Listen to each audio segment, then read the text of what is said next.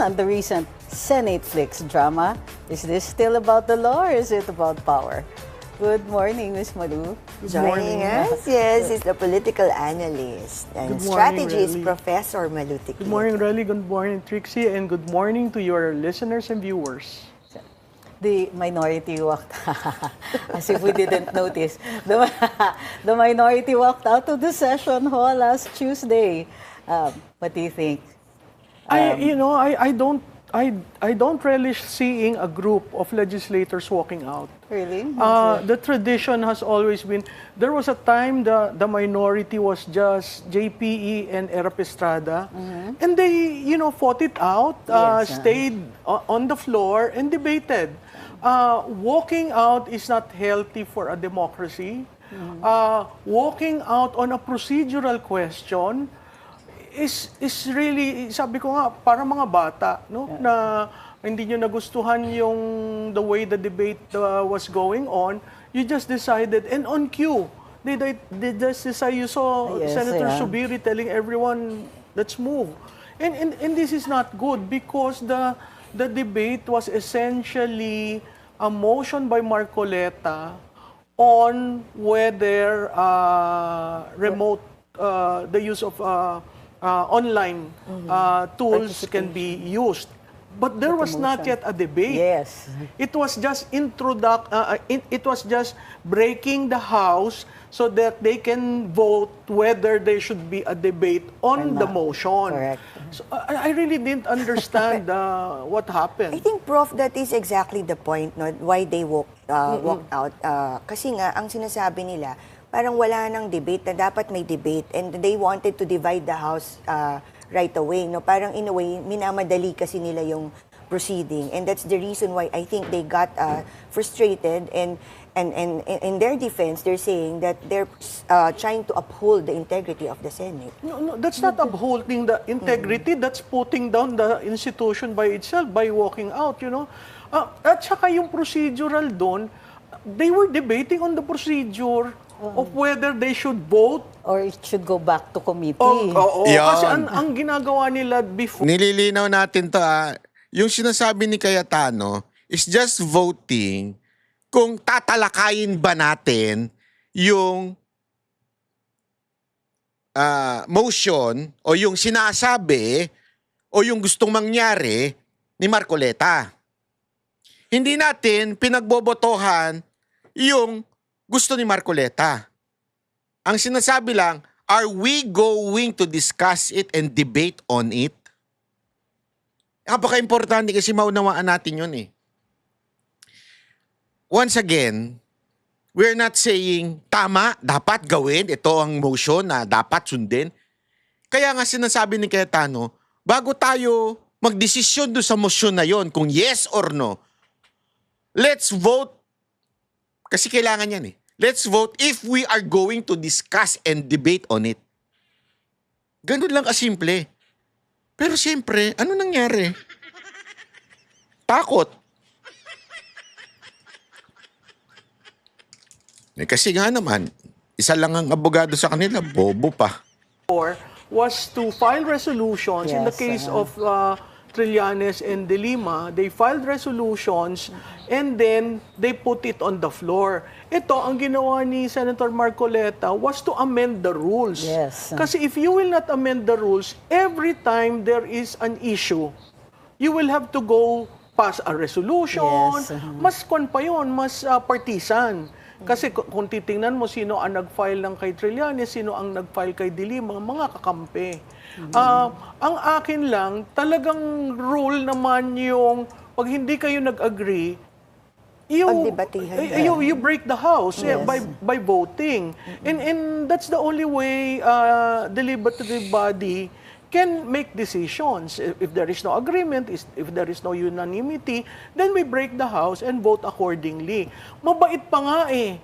Kasi naandun pa si Senator Soto representing the minority and the 13. Yes. So technically, if the majority wanted to railroad, as the minority is claiming, they could have voted. Yes. Yan. Diba? Tandali pwede yan. Kasi sinasabi ng iba, hindi daw dahil walang quorum. Pwede, nandun pa si Soto eh. pwede yan. Pero hindi nila ginawa. Kasi nga alam mo, ito si Cayetano, mabait po ito eh. Mabait po ito eh. Kaya, sige, okay. I-ano na natin sa ibang araw. Pero, ang sinabi ni Senate President Cayetano, we will move the discussion of this on Monday. Monday ba? Yes, Monday at 5 Monday p.m. at 5 p.m. So, kitang-kita mo na walang railroading, and there were 3 adjectives that were used that were really foul. Yung kay Senator Pangilinan, kay Senator Lacson, at saka kay Senator Soto. Walang Yun nga pagka sa kanila nanggagaling yung balasubas na na salita, okay lang. Pero pagka kay Amy, galit na galit sila. Gustong manakit. Oo ba? may tulpo pa. Pero yun, off the field kasi hindi naman...